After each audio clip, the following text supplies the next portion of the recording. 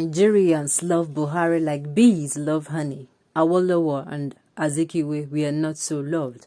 Femi Additional. Welcome to the news, and thank you for tuning in to listen.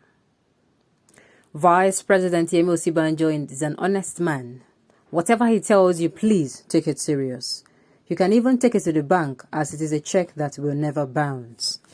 Last weekend in London, while speaking with top officials of the Nigerian High Commission, Vice President Osibanjo said of President Muhammad Buhari, the Maigaskiya honest man.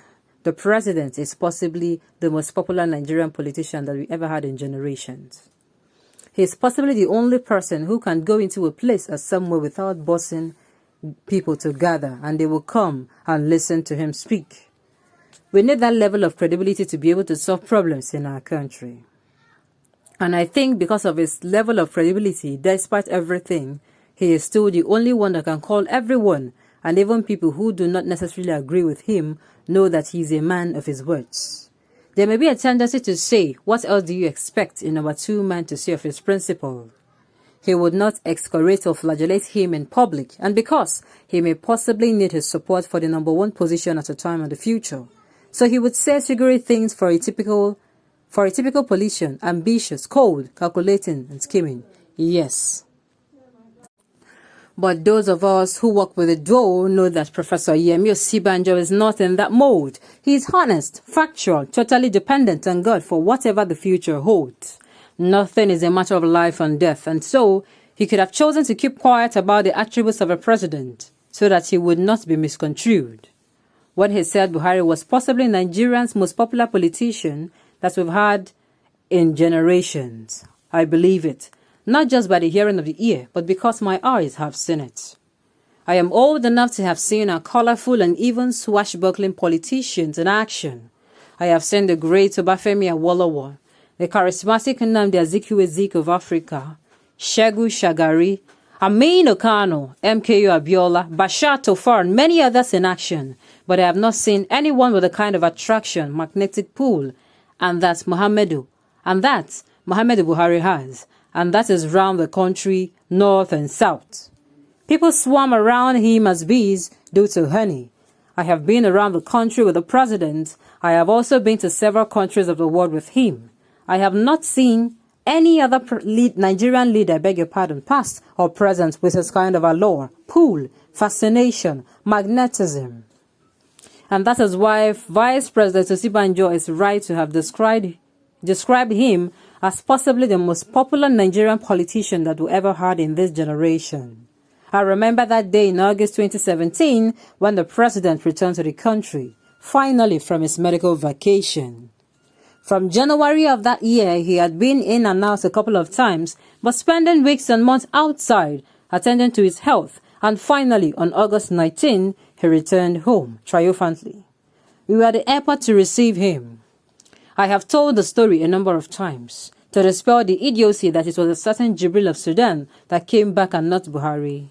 The daughter of the immediate past chief of defense staff, General Gabriel Onisakin, was getting married, and I had attended both the church service and reception, decked in full Yoruba traditional attire of agbada and a cap to match. Straight from the ceremony, I went to the airport to join the welcome party for the president. The principal aides, were online to receive the president as he descended from the aircraft, and he shook hands with each person, having one wisecrack or the other to say, as is typical of him. When he got to me, he said, "Additional, this is the best I've seen you dressed." And we both laughed. Jibril of Sudan? How did he know I was additional? How would he know how I normally dressed? Idiocy, I say again.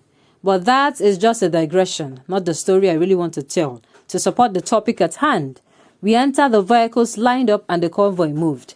It was perhaps the longest journey I have ever witnessed from the airport to the town.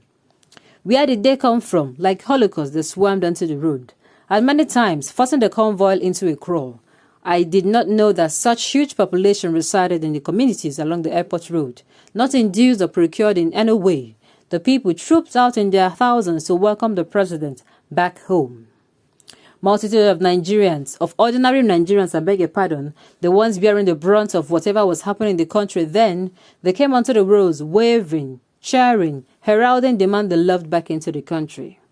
Many times the convoy was forced to a dead slow until the president had to wave at them and they cheered uproariously. It took double or triple the normal time before we could get to the presidential villa. When about a year later, those who thought they owned the country told the president pontifically to dismount from the horse and not run for a second term in office. I thought they were overacting themselves, and so it was. The president ran in 2019 and he won, even with wider margin than he did in 2015, and when he had knocked a ruling party off his park.